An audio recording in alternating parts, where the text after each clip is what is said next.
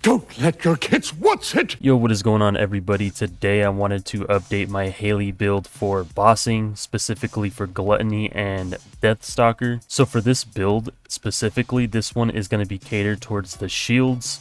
I feel like shields right now currently are going to be the new meta for survivability for the future bosses and just bosses in general. Going over Hailey's build, we are going to be using the same 5 mods that we did with Sharon. This is going to be the shield build. So starting off, we are going to talk about Biosync Shield. Pretty much what this mod does is whenever you pick up an HP orb on the floor, which is those little HP pots, you're going to get shield recovery instead of HP recovery. This is just going to give you shields instead of HP. And then we're going to be running Overwhelming Shields. Pretty much what this does is fixes your max HP to 1 and increases your max shield by 26% of max HP. So pretty much whenever you stack up max HP on your build, you are going to get shields instead of HP. So that is why we're going to be also running Stim Accelerant and increase HP. We're going to want our max HP to be as high as possible so that we can convert it into shields. Then we're going to want to also run Increase Shields, obviously just to further increase our shields. And then for the standard Hailey module build, we are going to want to run Skill Cost and Skill Cooldown. So we're going to be running Maximize Conservation and Strong Mentality for the skill cost, and then we're going to be running Nimble Fingers and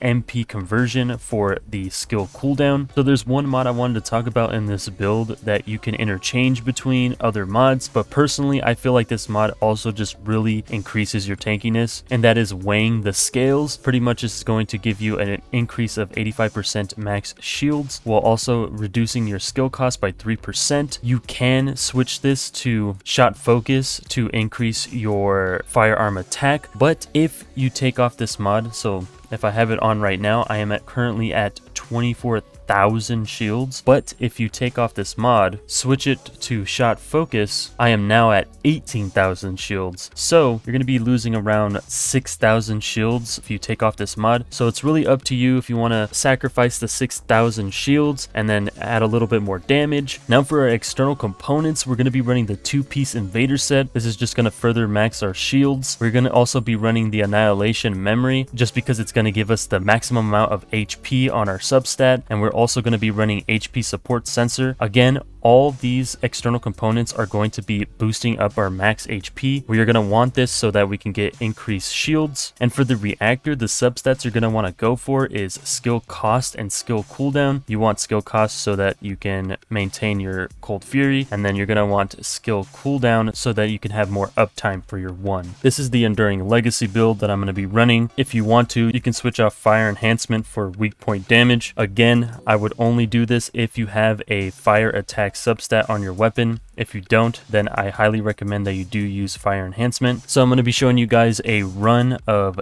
DeathStalker with this build, just showing you how tanky it is. I hope you guys enjoyed the video. Peace.